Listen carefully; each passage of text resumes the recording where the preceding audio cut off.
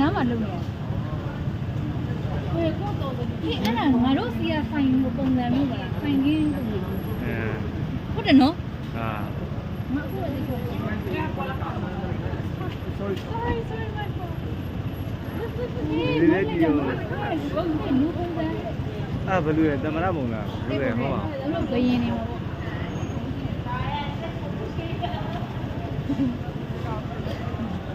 ဒီပုံမချဲရိုက်လေချဲရိုက်တယ်မင်းကလောင်ချဲရိုက်မှလူမြင်ရမှာငါဖောက်မှာဒီနောက်တစ်ယောက်ပြောင်းမှာလား